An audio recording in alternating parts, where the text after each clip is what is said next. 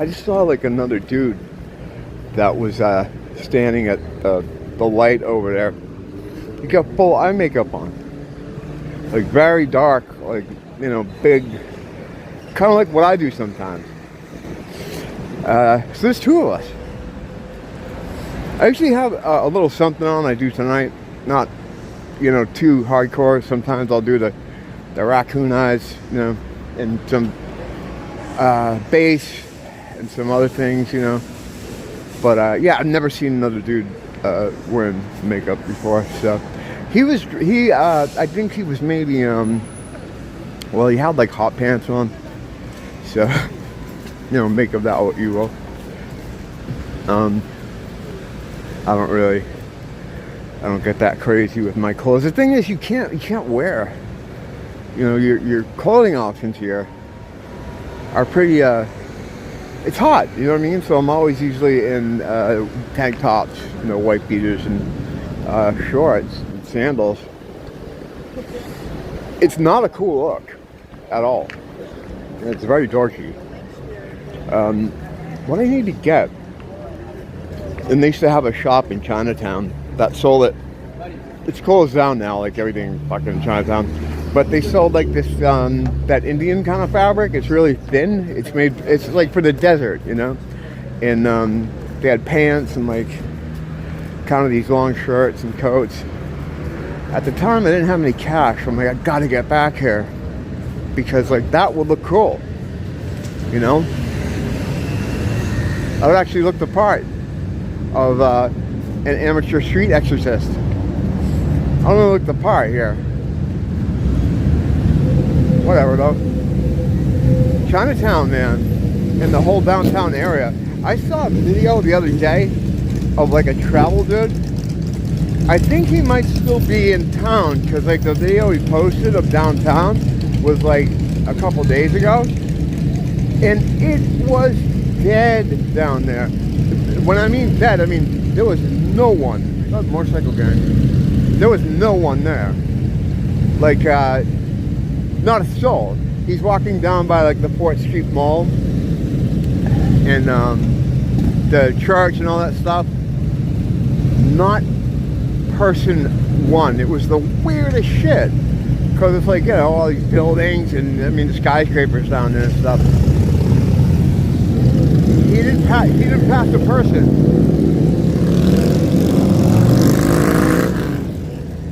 We have an all black motorcycle gang here too. They've always been here though. Well, not always. Since I've been here, they've been here. All I think of is Eastbound and Down and Will Barrel. Those are great. Those are fucking great. But yeah, it looks like that. It's just all black dudes, and they all have kind of motorcycles, and maybe it was, I don't know. They look like Harleys. But yeah, that gang there was a little bit mixed. Gang, I'm calling them a gang.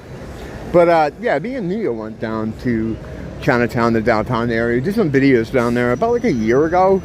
We went to that awesome skull-based bookstore. There was no one down there either. Like when we were down there, there was a few more.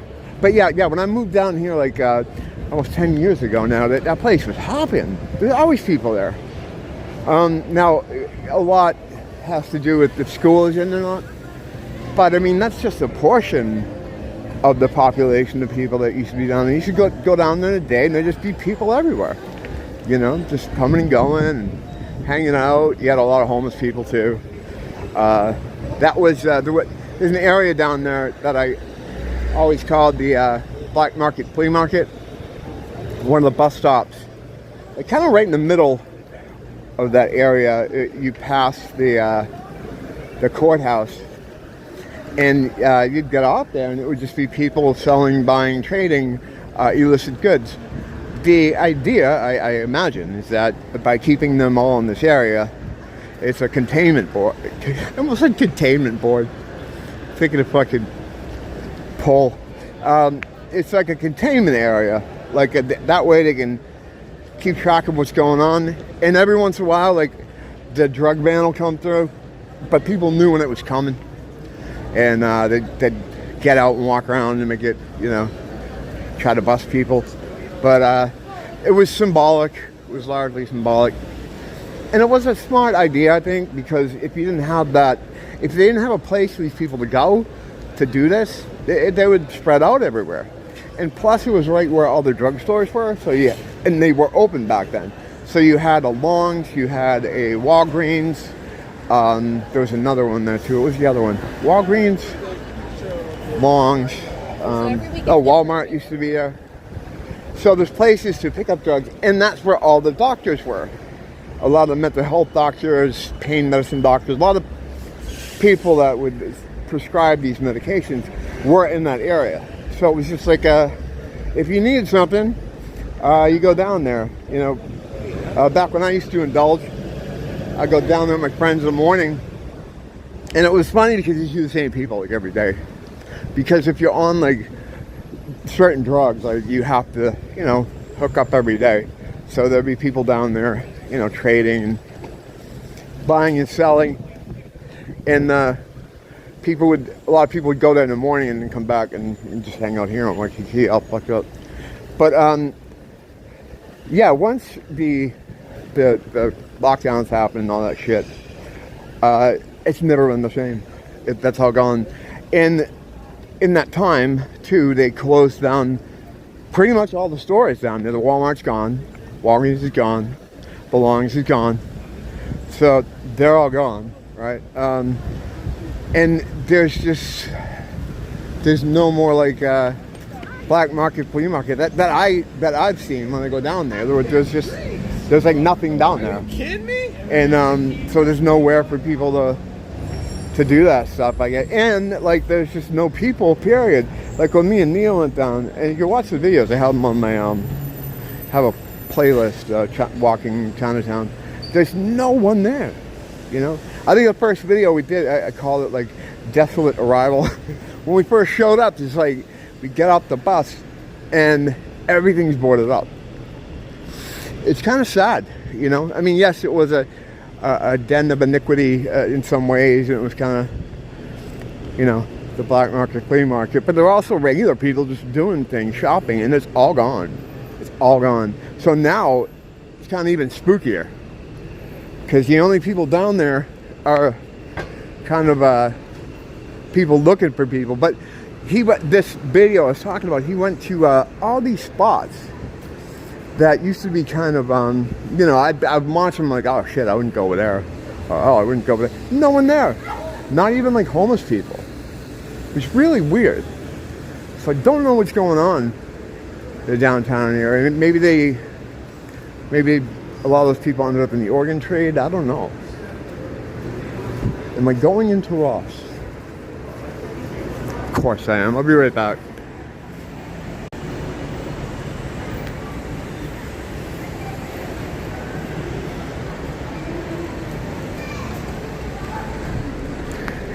There's a reason why I'm always wanting into Ross, because you never know. The way they put stuff out. I was in there yesterday, and I went back to the toy section, because I'm one of those fucking guys. And everything was the same, right? Everything, except for this. Just sitting there. Like a perfectly good back row. So I had to stand in the enormously long line. Hold on a second, I gotta try to get this back in the bag. Everything is a nightmare. Every day is a living nightmare. I'm gonna say, get in there, buddy. Alright, there we go. I was ahead of this, I had a family ahead of me, a little family ahead of me. I think they were like Middle Eastern. I couldn't understand their language, but they had white skin. They were white people. Caucasian. Of some kind, I shouldn't say that. You know, because plenty of people that look Caucasian but are not. And that's how they get away with all this stuff. But the little girl, a little white skin girl anyway, had one of those Barbie heads that you can style the hair with. But the Barbie was black. She had a black head, and I was like, wow. You don't see that. That racism was solved, I guess, because you don't see that. You don't see that too often.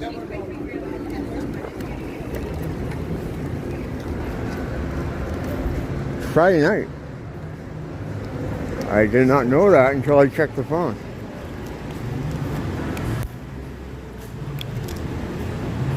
I knew it was getting there, but the problem is my sleep, like the way I sleep, is always changing. I sleep when I get tired, and I remember right before I went to bed, I think I woke up tonight at like, I don't know, 7:30, and I was like, shit, I gotta take a nap, because sometimes I'll be all right. Like I can go a day, a couple days, if I'm chemically assisted, a week. But yeah, I was just like, I gotta take a nap. That made me feel better. And the nap turned out to be pretty long. I'm kind of skeptical about those guys. Like, sometimes I feel like they put people like that out there to, I mean, that guy looked normal. That the other dude there is out there all the time with the sign. He's always yelling at people. But I swear they put a lot of these guys out here to make us look bad. You know what I mean? To make us look like nuts. And the thing that's weird is it's like, you think like I think they try to make it seem like these are just regular people that are just like concerned citizens or whatever. But all their signage looks like it was made at the same place. And they move around like they're on ships, like they're working. There was a couple of Asian ladies that used to show up in the morning over by International Marketplace, and they're not there anymore. But every morning they'd show up and they'd have that same kind of sign, same kind of printing. I'm a noticer, so I notice these things. People don't like noticers because they're always trying to do something fucking evil usually. But yeah, it's the same printing, exactly the same. It's a professionally done job. If you wanted to make it, you know, if you're a detail-orientated kind of person or a shadowy organization, you try to make the signage look like this, because what we're supposed to believe is that this is just a person who said, I want to go spread the gospel, so I'm going to just make a sign and just go stand out there and yell at people.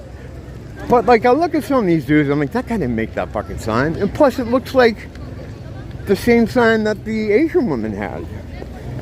And they're not together. Like, they don't even speak English. I don't know, it's weird. It's weird. It's been like that all the time since I've been here. I've noticed that. I noticed that very early on, you know, where like they all got the same signs, even though they're supposed to be different people. You know, gotta get out of here. I'm kind of trapped here. I get trapped a lot. And of course, it's the one time that the fucking dude's trying to change the trash valve. When I tried to get solace, whatever. Everything's a nightmare. Yeah, I don't know what, I mean, what is that? Like, what organization does that? You know, because it is an organization. They're getting paid by someone. I don't know. Is it like a Soros type of thing? Like, because most of them are really, like, almost unhinged. Some of them look almost like they're unhinged. Like, people you don't want to be near, shabbily dressed, and they're screaming that you're going to hell, and also, I don't know, it's weird. I don't know what the story is behind that, but I'm not interested enough to do an investigation. I haven't done an investigation here in a long time. I don't know. There's nothing to investigate, I guess. All the things that were like that, you know, certain buildings or, you know, certain things that are kind of worth investigating are not the kind of things I should investigate. I've done a little bit, but I mean, there's a limit, there's a line, you know. And as always, it's about keeping the ban at bay. The ban's coming. It's definitely coming. It's just I'm trying to space it out so like I get a little bit more time. But the ban's coming, and it's gonna serve me ice cream. Hopefully. I'm pretty sure that's what's gonna happen. It's the ice cream ban. You gotta manifest these kind of things. Because I'm always saying that the ban's coming, and it's like, well, am I making that reality for myself? Yes. So I'll have to just, from now on, the ice cream ban is coming. Don't ice cream. Don't ice cream ban me, bro. Don't ice cream ban me, bros. That's what we gotta start doing that. We gotta roll up and serve me some push-ups. Are we going to the Longs? Yeah, we're going to the Longs. I gotta have a place to go. Like, I can't just go out and walk around in circles, and I'll be like a lot of other undesirables out here, just walk around in circles, looking to make you the thing they're doing. I always have to have a place and keep moving. I mean, that's me. I'm just extremely paranoid, so not everybody has to feel that way. But you know what? The whole thing about being paranoid and concerned about your environment or people around you, when you've been proven right about your instincts enough times, it just seems like common sense to be paranoid. A lot of people always give me that line, like, just because you're paranoid doesn't mean they're not out to get you. And I love that one too. The first time I heard it was like from a dentist in the 1990s. I'm like, Jesus, that's brilliant. You know, that's brilliant. And now everybody says it. Hey, more motorcycle gang. Is that the black motorcycle gang? This might have been the black motorcycle gang I was talking about. Are they black? Yeah, I can't see hands. No, they're like local guys, just brown. I think, I don't know. My radar, my security system didn't kick on, so I'm pretty sure they're just local Pacific Islander guys. We don't have a lot of those left anymore.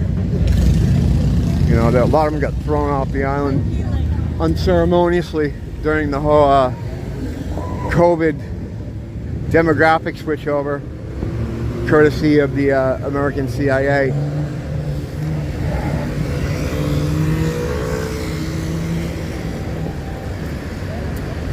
Sometimes it's like I try to go places where I'm not in anybody's way, but then they make where you are. So I just have to sometimes just say fuck it and just do what I'm gonna do where I am, and let people adjust around. They'll go around me, but you know, I smoke a lot, so like I try to be like courteous and go over to an area.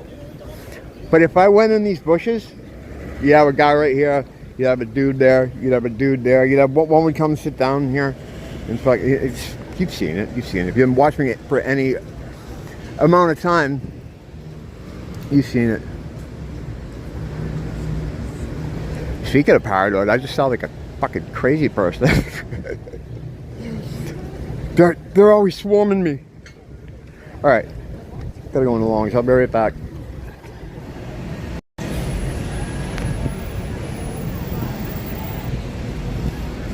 I thought Asian people were supposed to be smart. I mean, they are. I'm Asian by marriage, but the those Verifone machines on the counter really confound them. Like when I was coming up on to buy something just now, the lady, and I only go to people-manned counters when I need to buy like a Google card, which I was just doing. But I came up on this chain with this. She's telling the guy like, no, red. And he's like, red? He pushed the button. She goes, and now blue. And he's like, blue? She's like, yeah, blue. Then he looks back and he's like, red? She goes, yeah, red and then blue. Then she comes around the counter and, you know, he's doing a thing with that fucking Verifone machine. It's like, that thing confounds him so bad. Like, the thing is, like, for me, and this is something that, you know, it's not just Asian tourists. It's like all people here have this thing where, like, it's, how can I explain? When I go into a store, I pick out what I want, right? And I do the math myself. Like, all right, this is $20. Let me see. I got $30 with tax. That's going to give me $5 left because for some reason that always goes that way. I don't know why. There's 126% tax here. But I figured that shit out myself. Then when I get to the counter, right, I give them the money. They bring in the little thing, and I go on my fucking way. That's it. That doesn't happen a lot here. Nia freaks out about this too, because she's like, I don't understand. I mean, a lot of times people, they'll get stuff that they want, right? And then they'll go to the counter, throw it all on the counter, and then work with the cashier, trying to figure out what out of the pile they can get. A lot of times too, like, you know, the manager's being called for some reason. People have their pocketbooks or their wallets open with all this paperwork going on. It's like, what the fuck are these people doing? I'm just trying to buy something and leave. It's kind of weird. So yeah, I came upon that situation. No one uses the self-checkouts, which is weird too, because like, I fucking love the self-checkouts. You know, you have, of course, you have that person that they have a worker that stands over your shoulder and watches everything you do. Because you need to, because people fucking rob those things all the time. Yeah, that's a little bit annoying, and it kind of makes me wonder, like, well, why can't this person just get behind the counter and I'll do it with them instead of, yeah, but whatever. But yeah, the only reason I go to those to the other actual counter is because I have to buy something that requires a counter interaction. Is this all interesting to you? I fucking doubt it. I'm so sorry. I don't want to waste your time. I feel bad sometimes because I look back at some of the stuff I'm filming and I'm like, this is horseshit. What are you getting out of this? Let's talk about like God or magic, which is really the same thing. God is magic.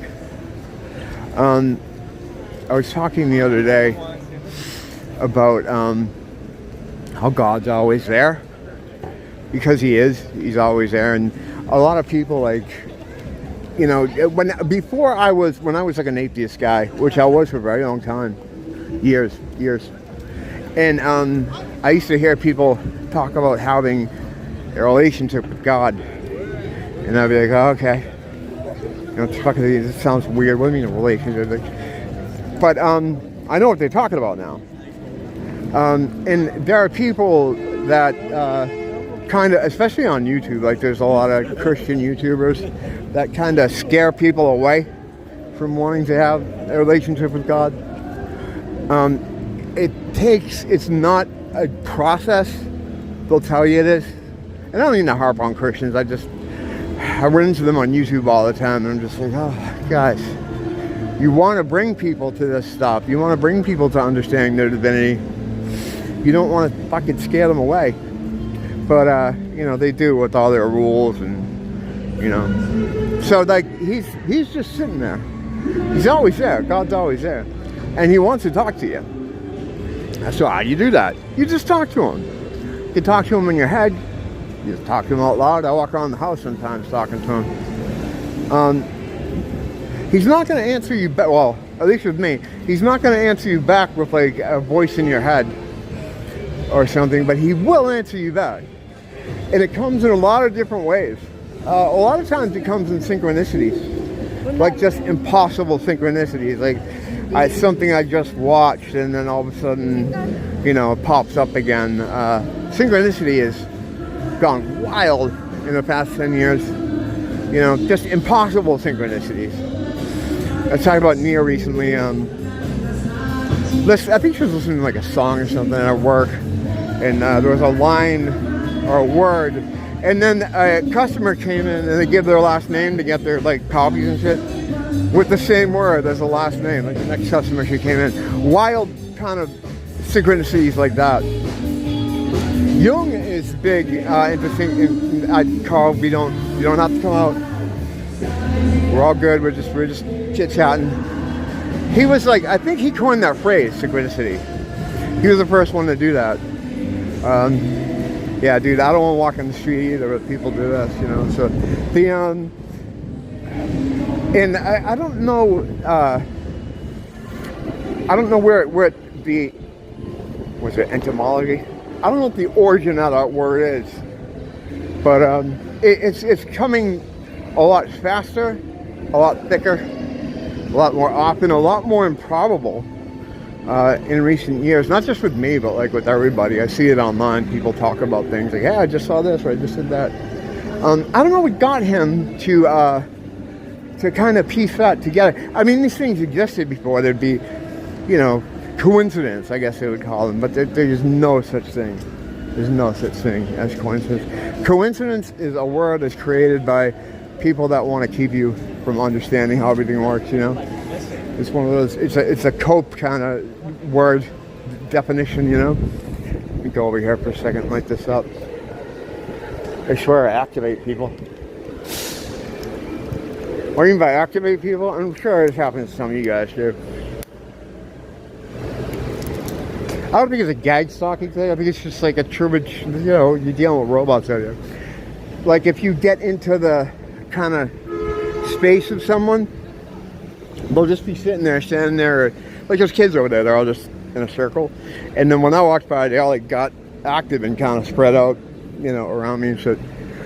You activate people. It's like an AI, like in a video game. I always think of Berserk. It's a video game where you're in a maze, these robots, and like, bop, bop, here what I, bop, bop, I heard her. As long as you skirted them far enough, they wouldn't, they'd just stand there. But if you get close enough to them, it's like you activate them. I don't know. But anyway, yeah, God, you can just start talking to him. You start talking to him. And don't feel silly about it, because he'll be psyched. He wants to talk to you. You know, you're his kid. You're the most important thing to him in this whole fucking game. You know, he wants the best for you. He's pulling for you, you know. We all are. Because the better you do, the better we all do. Because we're all one fucking thing. We're all the one kid. We're all the boss's kid, as I call it. But yeah, just he'll get back to you. He'll show you. I mean, he'll answer in some fashion. I've never had him not. In really dark times, where I've had really existential, spiritual crises, he sent me help. You know, he sent me his guys to talk to me, to get me out of it. You know, so he will answer you. And then from there, you just, you know, you don't have to talk to him any certain time of day. You don't have to like read this part of scripture and then fucking, you know, rub ashes on your forehead and piss in the wind. That's like black magic shit, you know. Well, I mean, regular magic stuff does that too, but you don't have to do that kind of stuff to talk to God. He's always there. Like I said the other day, when it comes to God, there is no terms and conditions. There are no contracts. You don't have to fucking, you don't have to wear a suit. You just kind of start talking to him. And there's never going to be terms and conditions or contracts of any kind. That's, if you see that, you know that's the devil, that's evil. Everything with those people is terms and conditions and contracts. You have to sign these sort of contracts that they have in some way, shape, or form that enable them to do their evil shit to you. If I'm going over the same thing for the 10th time, I'm sorry to people that show up, and this goes back to like a hate wasting your time. So in light of that, I'm going to let you go. But thanks for dropping by. Always appreciate it. I like talking to people in the comments. I always learn a lot. Or they make me think about something, you know, so it's all good.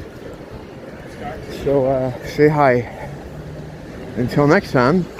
If something happens from here to my house, I'll definitely fire up again. I'll tag it onto this video. I'll edit it in there using my pro editing suite, which is also my phone. I do all this on a potato. It's fucking crazy. Don't blame the teacher, blame the school.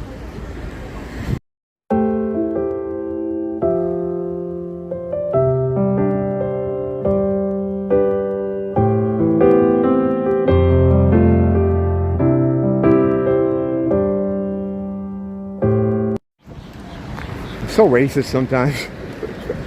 I was just crossing like a crosswalk like this, where you have the, you know, the thing, the white little thing that says walk. And we go to walk, and this guy comes rolling through kind of slow in his truck. And he's like looking out the window at us, and he's singing Friends in Low Places. And a young guy has some girls in the front. They're all partying, fucking whipping it up. And I just look at my lap, smile, give him the wave, and he rolls on through. I'm like, oh, look at that. Those guys, they're just out having fun. If that was a black dude rolling through there really slowly, cranking that dick music, and that's, you know, all modern hip hop. My dick. I would have been like, motherfucker. I would have been legit mad. But then again, it's like, would he have been as friendly and smiling and happy? Or would he be looking at me like, you owe me. You owe me and I'm going to kill you. So at that point, is it racism or is it survivalism? I don't know.